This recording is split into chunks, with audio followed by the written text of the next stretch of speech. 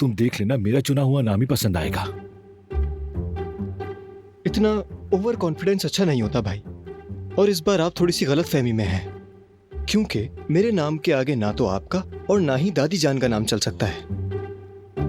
Chance है ही नहीं कोई। अच्छा, वैसे उम्मीद लगाना अच्छी बात है मेरे शेर, लेकिन हाँ, लेकिन कहीं तुम्हारा दिल न टूट जाए। वैसे मेरा तजुर्बा कह रहा है कि तुम्हें इस बार जरा अफसोस होगा, तुम देख लेना।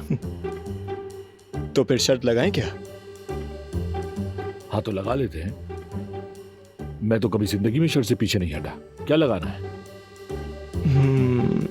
पिकनिक लगाते हैं।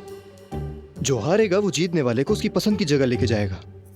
तुम हर काम में घूमने के बहाने ढूंढते हो, लेकिन ठीक है, मान लेते हैं, क्योंकि इसमें फायदा मेरा ही होगा, क्योंकि तुम्हें मजबूरन 2 लोगों का ट्रिप देना पड़ेगा। कहीं तुम ये तो नहीं सोच रहे कि मैं गुल के बगैर सफर करूंगा?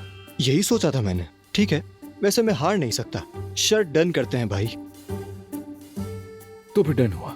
भाई हिम्मत है आपकी।